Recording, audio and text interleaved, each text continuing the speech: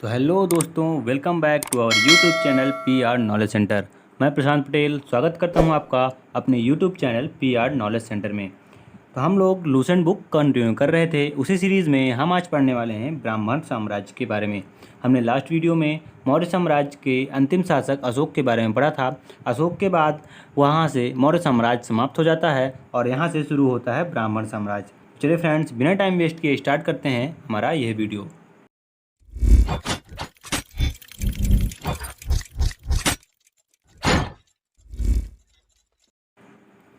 जैसा कि हम लोगों ने पढ़ा था कि मौर्य वंश का अंतिम शासक बृहद्रथ था।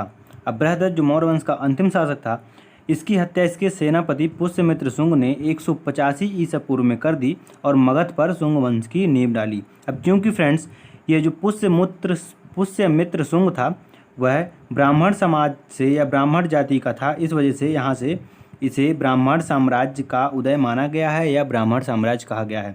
इस ब्राह्मण साम्राज्य के अंतर्गत हम लोग आज पढ़ेंगे शुंग वंश, कर्ण वंश और सातवाहन राजवंश। इस ब्राह्मण साम्राज्य के अंतर्गत ये तीन वंश आते हैं और इन्हीं तीन वंशों में यह ब्राह्मण साम्राज्य समाप्त होता है। तो चलिए फ्रेंड्स, स्टार्ट करते हैं हम शुंग वंश से।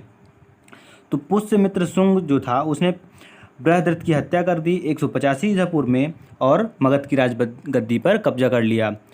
मगध की राजगद्दी पर कब्जा करने के बाद यह मगध की राजधानी को विदिशा ट्रांसफ़र कर देता है। इसने मगध की राजधानी को विदिशा ट्रांसफ़र कर दिया। पुष्यमित्र शुंग वैदिक या सनातनी धर्म का अनुयायी था। फ्रेंड्स, यहाँ पर बहुत ज़्यादा कन्फ्यूज़न है, या कह सकते हैं कि बहुत जगह इसे वैदिक धर्म को मानने वाला बताया गया है और कहीं इसे सनातनी धर्म को मानने वाला बताया गया है। इसे कन्फर्म नहीं है कि पुष्यमित्र शुंग किस धर्म का अनुयायी था, लेकिन यहाँ हम दोनों कह सकते हैं कि यह वैदिक या सनातनी धर्म का अनुयायी था। पुष्यमित्र शुंग ने अपनी राजधानी विदिशा में स्थापित कर दी थी और शुंग जिस समय मगध के सिंहासन पर बैठा था, यानी कि उसने बृहद्रथ की 185 ईसा पूर्व में हत्या कर दी थी। तो फ्रेंड्स, 185 ईसा पूर्व तक मौर्य साम्राज्य में जितने भी शासक हुए थे, अशोक हुए थे, उसके पहले बिंबिसार और चंद्रगुप्त मौर्य थे, इन सभी ने मिलकर जितना साम्राज्य का विस्तार किया था वो मैं आपको बताता हूँ। इतना विस्तार कर दिया था कि 185 ईसा पूर्व तक आते आते मगध साम्राज्य नर्मदा के किनारे तक आ गया था और इस साम्राज्य के अंतर्गत आधुनिक बिहार, संयुक्त प्रदेश और मध्य प्रदेश भी, यहाँ तक कि मध्य प्रदेश भी आते थे। इसमें प्रमुख नगर, इस साम्राज्य के प्रमुख नगर पाटलिपुत्र, अयोध्या और विदिशा थे। अब पुष्यमित्र शुंग के शासनकाल में सबसे महत्वपूर्ण घटना जो थी वह यवनों का भारतीय आक्रमण था। इसने इस साम्राज्य में यवनों का आक्रमण से भारत की या मगध की बहुत ही रक्षा की थी। यह इसके काल की बहुत ही महत्वपूर्ण घटना थी। अलग अलग सोर्सों से यह पता चलता है कि यवन आक्रमणकारी बिना किसी कारण के पाटलिपुत्र की सीमा पर आ गए थे। उनका कोई कारण नहीं था आने का, ना कोई दुश्मनी थी पुष्यमित्र शुंग से और ना ही कुछ था। बस इसे मगध का साम्राज्य का विस्तार होते हुए देख, इसकी धन संपदा देखकर, इसे एकदम धनी होता देखकर इसे लूटने का या इस पर कब्जा करने की मानसिकता से यहाँ पर ये लोग, इन्होंने यूनानी आक्रमण हुए। कहाँ पर? मगध पर। मगध में कई जगह, पाटलिपुत्र में, अयोध्या में कई जगह आक्रमण हुए और उनमें से बहुत ही भीषण युद्ध हुआ जिसे, लेकिन हर बार इन्हें वापस लौट कर जाना पड़ा। लेकिन कुछ युद्धों में यह यमन जीत भी गया और इन्होंने कुछ राज्यों को या कुछ नगरों को अपने कब्जे में भी ले लिया था। उनमें से ही एक मुख्य आक्रमण था।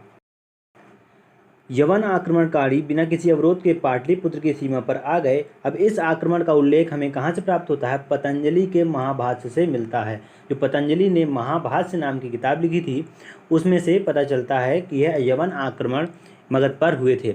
अब जो पतंजलि थे वह पुष्यमित्र शुंग के पुरोहित थे। पुरोहित का मतलब होता है फ्रेंड्स, उनके पुजारी एक तरह से कह सकते हैं या पंडित कह सकते हैं, जो कि उनके राज्य में या उनके महल में जो भी पूजा पाठ से संबंधित कार्यक्रम होते थे वो सभी कार्यक्रम पुष्यमित्र शुंग के पुरोहित पतंजलि ही संपन्न कराते थे। इन्हीं पूजा के क्रम में पुष्यमित्र सिंह ने पुरोहित पतंजलि से 2 बार अश्वमेध यज्ञ भी करवाए थे। किसलिए? किससे? पुष्यमित्र शुंग ने पतंजलि से 2 बार अश्वमेध यज्ञ भी करवाए थे। अब जो इंडो यूनानी शासक मिनांडर था, इसने पुष्यमित्र शुंग को हरा दिया था। पुष्यमित्र शुंग को नहीं हराया था फ्रेंड्स, पुष्यमित्र शुंग ने इंडो यूनानी शासक मिनांडर को हराया था। तो यहाँ पर एक इम्पॉर्टेंट क्वेश्चन यह बनता है कि किस इंडो यूनानी शासक को पुष्यमित्र शुंग ने हराया था? तो उसका नाम था मिनांडर। अब भरहुत स्तूप जो है इसका निर्माण पुष्यमित्र शुंग ने करवाया था। जो भरहुत का स्तूप है उसका निर्माण पुष्यमित्र शुंग ने करवाया था। अभी पुष्यमित्र शुंग यानी कि कह सकते हैं कि शुंग वंश का अंतिम शासक जो था वह कौन था? देवभूति था। देवभूति के पहले बहुत शासक आए हैं लेकिन उनका शासन बहुत सालों तक नहीं चला, ना वो इतने फेमस हुए थे। यह अंतिम शुंग वंश में केवल ज़्यादा कार्य या ज़्यादा बहुत ही इंपॉर्टेंट कार्य जितने थे वह पुष्यमित्र शुंग ने ही किए थे। उनके बाद जितने भी राजा आए वह ज़्यादा इंपॉर्टेंट कार्य नहीं किए गए, इसलिए वह इतना इंपॉर्टेंट टॉपिक नहीं बनते हैं। तो यहाँ पर पुष्यमित्र शुंग के अंतिम शासक थे देवभूति। अब इसकी हत्या भी 73 ईसा पूर्व में वसुदेव ने कर दी और कर्ण वंश की स्थापना की। तो यहाँ पर वसुदेव ने 73 ईसा पूर्व पर पुष्यमित्र शुंग या शुंग वंश के अंतिम शासक देवभूति की हत्या कर दी और मगध पर अब कर्ण वंश की स्थापना हो गई। अब कर्ण वंश का अंतिम राजा सुशर्मा था। तो कर्ण वंश ज़्यादा सालों तक नहीं चला, ये बहुत ज़्यादा फेमस नहीं रहा है, इसलिए यहाँ पर मैं इसे 2 पॉइंट ही बता रहा हूँ कि कर्ण वंश का संस्थापना किसने की? वासुदेव ने की और इसका अंतिम शासक सुशर्मा था। इसके बाद सातवाहन राजवंश की स्थापना होती है। तो जो सिमुक था सातवाहन राजवंश में सिमुक ने 60 ईसा पूर्व में सुशर्मा की हत्या कर दी और सातवाहन वंश की स्थापना की। तो जो कर्ण वंश के अंतिम शासक कौन था? सुशर्मा था। उसकी हत्या किसने कर दी? सिमुक ने कर दी, जो कि सातवाहन राजवंश का संस्थापक बना। और कब की? इसे 60 ईसा पूर्व में की थी। अब जो सातवाहन वंश को आंध्र वंश भी कहा जाता है। जो सातवाहन वंश के शासक थे इन्होंने अपनी राजधानी प्रतिष्ठान में स्थापित कर दी। प्रतिष्ठान फ्रेंड्स गोदावरी नदी के किनारे था उस वक्त। अब प्रेजेंट में प्रतिष्ठान को हम कह सकते हैं या प्रेजेंट में प्रतिष्ठान महाराष्ट्र के औरंगाबाद जिले में स्थित है। तो शुंग वंश के शासकों ने अपनी राजधानी कहाँ ट्रांसफ़र की थी? मगध की। उन्होंने विदिशा ट्रांसफ़र की थी। उसके बाद सातवाहन वंश के शासकों ने मगध की राजधानी कहाँ ट्रांसफ़र कर दी? प्रतिष्ठान ट्रांसफ़र कर दी। अब सातवाहन वंश के प्रमुख शासक हुए, बहुत सारे शासक हुए हैं, जिसमें से कुछ शासक मैं आपको बताता हूँ। उनमें से सिमुक, सातकर्णी, गौतमी पुत्र सातकर्णी, फिर आए वशिष्ठ पुत्र, फिर आए पुलुमावी तथा यज्ञश्री सतकर्णी। तो यह शासक थे सातवाहन वंश के। अब जो सातकर्णी जो थे इन्होंने 2 अश्वमेध यज्ञ तथा 1 राजसूय यज्ञ कराया था। तो यहाँ से एक इम्पॉर्टेंट क्वेश्चन बनता है कि सातवाहन राजवंश में ऐसा कौन सा राजा था जिसने 2 अश्वमेध यज्ञ तथा 1 राजसूय यज्ञ कराया था? तो इसका आंसर होगा कि अश्वमेध यज्ञ, 2 अश्वमेध यज्ञ और 1 राजसूय यज्ञ कराने वाला राजा सातकर्णी था। तो यहाँ फ्रेंड्स आपको कंफ्यूज नहीं होना है। एक राजा इसमें हुए हैं जिनका नाम सातकर्णी था और एक राजा हुए हैं जिनका नाम यज्ञश्री सातकर्णी था। तो आपको याद रखना है यहाँ पे यज्ञश्री सातकर्णी ने ये यज्ञ नहीं कराए थे, यह सिर्फ सातकर्णी ने कराए थे। अब सातवाहन शासकों के समय में प्रसिद्ध साहित्यकार हुए हैं, बहुत ही प्रसिद्ध बड़े बड़े साहित्यकार हुए हैं। उनमें से 2 साहित्यकार हाल एवं गुढ़ाए थे। जिनका गुढ़ाए थे इन्होंने, हाल ने गाथा सप्तशती नाम की एक फेमस बुक लिखी थी और गुढ़ाए ने बृहत कथा नाम की पुस्तक की लिखी थी। तो यहाँ से इम्पॉर्टेंट क्वेश्चन बनता है कि सातवाहन राजवंश के ऐसे कौन से 2 साहित्यकार थे जिन्होंने गाथा सप्तमी तथा बृहत कथा लिखी थी? या ऐसा पूछ सकता है कि गाथा सप्तमी किस सातवाहन राजवंश के साहित्यकार ने लिखी थी? तो वह लिखी थी हॉल ने। और बृहत कथा किस सातवाहन साहित्यकार ने लिखी थी? तो वो लिखी थी गुढ़ायन ने। अब सातवाहन शासकों ने सबसे पहले क्या किया? चांदी, तांबे, सिक्के और प्रोटीन की जो मुद्रा का प्रचलन किया। यानी कि सबसे पहले सातवाहन शासकों ने नए सिक्के जारी किए जो कि होते थे चांदी के, तांबे के, सीसा के, प्रोटीन के और कांच के। जो सातवाहन वंश था इसने अपना सिक्का ढालने को जो शीशे का इस्तेमाल करता था, यह एक स्पेशल कांच होता था फ्रेंड्स, कहीं भी नहीं मिलता था दोस्तों। इस कांच को सातवाहन शासक रोम से मंगाया करते थे। उस समय यह कांच रोम से आया करता था। अब सबसे ज़्यादा जो सिक्के होते थे इन्होंने अपनी मुद्राओं का प्रचलन चांदी, तांबे, सीसा और प्रोटीन में तो किया, लेकिन सबसे ज़्यादा जिन सिक्कों का यूज किया इसने, तो सबसे ज़्यादा इसने सीसा का यूज किया जो कि रोम से मंगाया जाता था। तो एक फ्रेंड्स आपने प्रथा का नाम सुना होगा, जो ब्राह्मणों को पहले भूमि दान दिया जाता था। तो यह प्रथा कहाँ से प्रारंभ हुई? तो यह प्रथा सातवाहन शासकों ने ही सबसे पहले स्टार्ट की थी। यानी कि ब्राह्मणों के भूमि अनुदान देने की प्रथा सातवाहन शासकों ने ही सबसे पहले चालू की थी। यह ब्राह्मणों को भूमि दान में दिया करते थे या भिक्षा के रूप में भूमि दान दिया करते थे।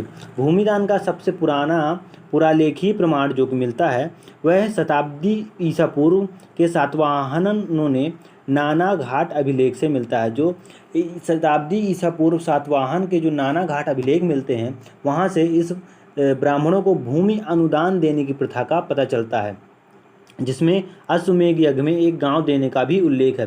जो नाना घाट अभिलेख मिला सातवाहन शासकों का, उसमें एक गांव देने का भी उल्लेख किया गया है कि उसमें ये यज्ञ के बाद ब्राह्मण को एक गांव भी दान में दिया गया था। अब जो सातवाहन शासकों की राजकीय भाषा क्या थी, तो यहाँ से इंपॉर्टेंट क्वेश्चन बनता है, सातवाहन शासकों की राजकीय भाषा कौन सी थी? तो सातवाहन शासकों की राजकीय भाषा प्राकृत एवं लिपि ब्राह्मी थी, यानी कि प्राकृत भाषा थी और इस प्राकृत भाषा की लिपि क्या थी फ्रेंड्स? ब्राह्मी थी। तो ये इंपॉर्टेंट क्वेश्चन है कि यहाँ से याद रखेंगे कि सातवाहन शासकों की राजकीय भाषा प्राकृत थी और इस भाषा की लिपि कौन सी थी? तो यह ब्राह्मी लिपि थी। अब सातवाहनों ने हमें मात्र तंत्रात्मक ढांचे का आभास मिलता है। उनके राजाओं के नाम उनकी माताओं के नाम पर रखने की प्रथा थी। जो सातवाहन राजवंश हुआ है यह मात्र सत्तात्मक ढांचे का आभास मिलता है। तो इसका फ्रेंड्स मतलब ये है जो सातवाहन राजवंश हुआ है इसमें माताओं को बहुत ज़्यादा ही ऊंचा स्थान दिया गया है, या कह सकते हैं कि माताओं को श्रेष्ठ बताया गया, क्योंकि उन सातवाहन राजवंश में जितने भी राजा हुए या जितने भी शासक हुए हैं उन सभी के नाम उनकी माताओं के नाम पर रखे जाते थे। इसलिए कहा जाता है कि सातवाहन उन्होंने मात्र सत्तात्मक ढांचे का आभास मिलता है। जैसे गौतमी पुत्र, मैं आपको कुछ एग्जाम्पल दे देता हूँ, जैसे कि गौतमी पुत्र, वशिष्ठी पुत्र आदि, इन नामों को आपको सुनकर समझ में आ ही रहा होगा कि जैसे ये माताओं के नाम हैं, लेकिन यह राजाओं के नाम है जो कि उनकी माताओं के नाम पर रखे गए हैं। लेकिन सातवाहन राजकुल पितृसत्तात्मक भी था, क्योंकि राज सिंहासन पर उत्तराधिकारी पुत्र ही होता था। यहाँ पर बेटियों को या माताओं को कह सकते हैं, जैसे कि हमने अभी पहले पढ़ा, केवल नाम के लिए यह मात्र सत्तात्मक ढांचे का आभास होता है। केवल माताओं के नाम पर माताओं के नाम पर पुत्रों का नाम रख दिया जाता था, लेकिन यह मेन रूप से पितृसत्तात्मक था या पिता को ज़्यादा मानते थे, क्योंकि राजगद्दी पर बैठने का अधिकार केवल पुत्रों को होता था, पुत्रियों को नहीं होता था। अब जो सातवाहन शासकों ने ग्रामीण क्षेत्रों में प्रशासन का काम गौलमिक को सौंपा था। जो सातवाहन शासक थे ये इनके, जैसे कि अब हमारा राज्य हो गया, राज्य के बाद राज्य में हमारा कौन होता है?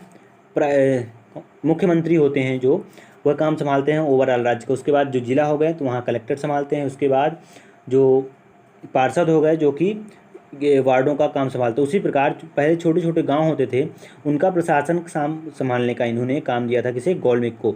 अब गौलमिक कौन होता है फ्रेंड्स, मैं वो आपको बता देता हूँ। गौलमिक एक सेना की टुकड़ी होती है। गौलमिक एक सेना टुकड़ी का प्रधान होता है, उसके पास एक सेना होती है जिसका वह हेड होता है। अब इस सेना में उसके पास 9 रथ, 9 हाथी और 25 घोड़े तथा 45 पैदल सैनिक होते थे। तो इस गौलमिक सैनिक की टुकड़ी में 9 रथ, 9 हाथी, 25 घोड़े और 45 पैदल होते हैं। तो फ्रेंड्स आपको समझ में आ गया होगा कि गौलमिक किसे कहते हैं। गौलमिक एक सेना की टुकड़ी का प्रधान होता था। अब सातवाहनों की महत्वपूर्ण स्थापत्य कृतियाँ कौन कौन सी हैं, तो चलिए जान लेते हैं। उनकी महत्वपूर्ण स्थापत्य कृतियाँ हैं कार्ले का चैत्य, अजंता एवं एलोरा की गुफाएं एवं अरावली कला का विकास। सातकर्णी एवं अन्य सभी सातवाहन शासक दक्षिणा पथ के स्वामी कहे जाते हैं। जो सातकर्णी एवं सभी सातवाहन शासक थे इन्हें दक्षिणा पथ के स्वामी भी कहा जाता है।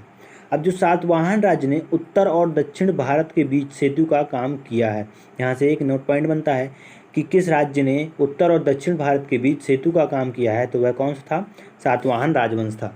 फ्रेंड्स यहाँ से सातवाहन राजवंश समाप्त हो जाता है। इसके बाद हम थोड़ा सा जान लेते हैं चेदी राजवंश के बारे में, जो कि बहुत ज़्यादा नहीं है या बहुत ज़्यादा इम्पोर्टेंट भी नहीं है, लेकिन फिर भी थोड़ा सा इसके बारे में जान लेते हैं। तो जो अशोक की मृत्यु के बाद प्रथम शताब्दी ईसा पूर्व में कलिंग जो था, ये कलिंग जिससे अशोक का युद्ध हुआ था, इसने कलिंग की चेदी राजवंश का उदय हुआ था, या कलिंग कह सकते हैं, कलिंग ने चेदी राजवंश का निर्माण किया था। अब इसकी जानकारी हमें बहुत ही प्रूफ से नहीं मिलती है, कहीं कहीं इसका उल्लेख किया गया है।